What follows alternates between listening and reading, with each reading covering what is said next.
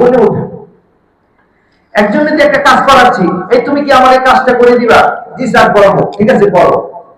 এটা তো কোনো নীতি না। কাজ করার পর উনি চাচ্ছে 500 টাকা, আপনি বলতেছেন 200 টাকার কাজ 500 টাকা কেমনে হয়?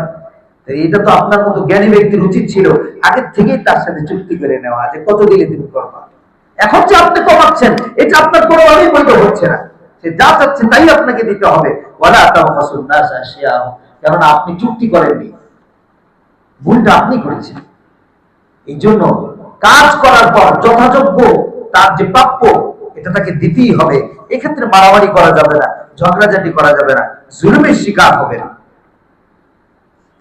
3 নাম্বার হলো অধিকার, যথাযোগ্য প্রাপ্যটা যথাযথ সময়ে প্রদান করা।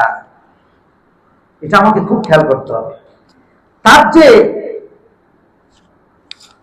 একটা প্রাপ্য টাকা, এটা টাকাটা আমি যথাযথ সময়ে তার কাছে প্রদান করলাম কিনা, এটা একটা ইসলামের দিক নির্দেশনা, যেন তার কষ্ট না হয়। এই জন্য যথাযোগ্য প্রাপ্যটা যথাযথ সময়ে তাকে দিয়ে দেওয়া। নবীজি তো এই হাদিস বলতে গিয়ে তিনি বলেন এভাবে, আতুল আজির আজরাহু ক্বাবলা আন ইয়াজিফা ইরকা। এই তোমার অধীনস্থ ব্যক্তি শরীরের ঘাম শুকানোর পূর্বেই তুমি তার টাকাটা তাকে দিয়ে দাও। ঘাম শুকানোর পূর্বেই, মাত্র কেবল কাজ শেষ করেছে, এখন শরীরের ঘামটা বাকি আছে, শুকায়নি। নবীজি বলছেন এমন অবস্থায় তুমি তার হাতে টাকা দিবা। কার হাতে টাকা দিবে তুমি? তাহলে যথাযথ সময় দেওয়ার ব্যাপারে আল্লাহ নবী কেমন গুরুত্ব আরোপ করেছেন আপনি দেখুন। এক ঐতিহাসিক হাদিস আপনাকে শোনাই, বুখারীর মধ্যে আসছে, সালাসাতুন আনা খাসিমুহুম ইয়াউমাল কিয়ামা।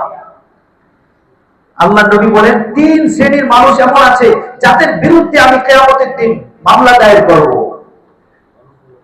যাদের বিরুদ্ধে কিয়ামতের দিন আমি মামলা দায়ের করব, আমি নিজে উকিল হয়ে তাদের বিরুদ্ধে দাঁড়াবো। ইয়া রাসূলুল্লাহ, আপনি নিজে? হ্যাঁ, আমি নিজে তাদের বিরুদ্ধে বলবো। 1 নাম্বার নবীজি বলেন, রাজুলুন আ'তা বি সুম্মা গাদা।